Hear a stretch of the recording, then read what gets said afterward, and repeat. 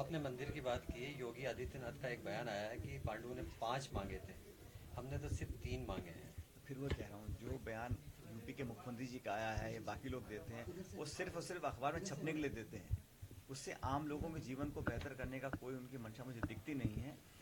मुझे लग रहा है कि जो हमारा इंडिया अलायंस है वो मुद्दों पर राजनीति करना चाहते हैं, और मैं चाहता हूं कि ये चुनाव हो, इश्यूज पर लड़ा जाए। पब्लिक को जो रोज़मर्रा की दिक्कत आती है, नौजवानों को जो आज तकलीफ हो रही है, उसका निराकरण कैसे किया जाए, उसका आपके पास क्या रोड मैप है, उस पर चर्चा होनी चाहिए। वो ना करके ये वो यूपी के मुख्यमंत्री और बाकी लोग ऐसे भाषण देते हैं ताकि ये अखबार में छपते रहे दिन भर। लोकसभा चुनाव को लेकर बीजेपी पूरी तरीके से सक्रिय है। एक अभियान शुरू किया है, गाँव चलो अभियान, जिसमें बीजेपी के 50,000 से ज्यादा नेता गाँवों में क्लास गुजारेंगे और सरकार की योजनाओं का प्रचार प्रसार। देखिए, ये उनकी पॉलिटिकल पार्टी का अपना एजेंडा हो सकता है, लेकिन जो नई सरकार बनी है, अभी सरकार बने बहुत कम समय हुआ है, उनको तो अपनी डिलीवरी पर फोकस करना चाहिए। जो विधानसभा में वादे किए हैं चुनाव लड़ने से पहले, उस पर पूरा उतरने की कोशिश करनी चाहिए।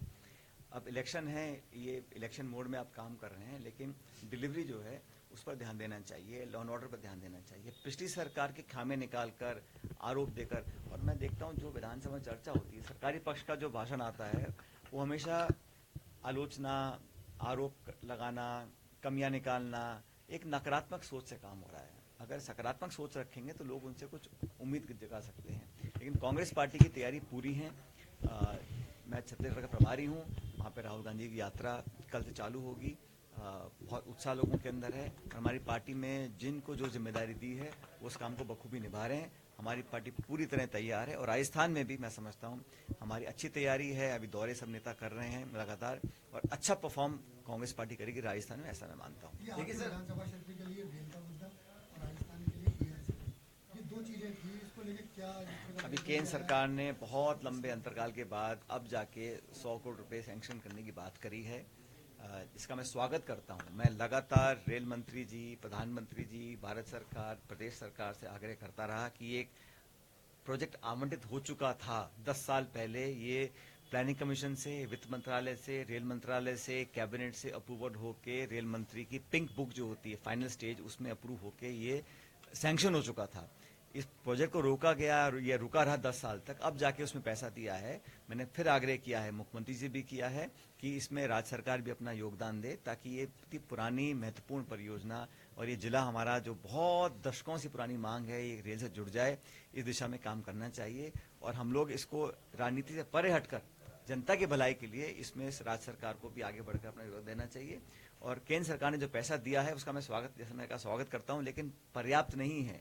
ये प्रोजेक्ट 900 करोड़ रुपए का है, इसमें केंद्र सरकार को भी अपना और पैसा देना चाहिए बजट में। ईआरसीपी को लेकर जो बात है, हाइपोथेटिकल लग रहा है कि एमओयू कहीं नजर नहीं आया है। ईआरसीपी के बारे में जो चर्चा हुई है, क्योंकि जो एमओयू साइन किया है सरकार ने, वो पब्लिक नहीं किया गया है। मैं तो ये चाहता हूं कि जो प्रोजेक्ट पूरा हो, उसमें पीने का पानी, सिंचाई के लिए पानी और इंडस्ट्री के लिए पानी, ये तीनों पानी के लिए पर्याप्त आवंटन करने की एक प्रावधान रखा गया था। उसमें कटौती ना हो, ये राज्य सरकार की जिम्मेदारी है। जो साइन किया है एमओयू, अभी हमको मालूम नहीं उसका एंड में क्या है, मतलब उसमें कितना हमको प्रदेश को मिलेगा, लेकिन प्रदेश के हितों के साथ कहीं समझौता ना हो जाए, मुझे इस बात की चिंता हमेशा रहती है। मैं उम्मीद करता हूं कि वर्तमान सरकार प्रदेश के लोगों की पानी की जो रिक्वायरमेंट है उसको अपनी राजनीतिक दोस्ती या मध्य प्रदेश सरकार से सहमति के चक्कर में नुकसान ना हमारा हो जाए, इस बात की मुझे चिंता रहती है। देखिए सर, टॉप की बात करते हैं हम। टॉप तो विधानसभा क्षेत्र के ठेकेदारों का पेमेंट नहीं होने के कारण कई जगह कार्य बंद कर दिए गए। मैंने आज सुबह मीटिंग ली है सभी अधिकारियों के साथ। जो पीडी खाते हैं, जो पेमेंट्स हैं, रुकी हुई थी, और इसका नुकसान ये हो रहा है कि वहाँ निर्माण कार्य रुके हुए थे। कि मैंने कहा है कि जल्दी पेमेंट कराएं ताकि काम चालू हो सके। मुझे आश्वासित किया प्रशासन ने कि अगले 2-4 दिनों के अंदर सारे निर्माण के काम दोबारा चालू करेंगे।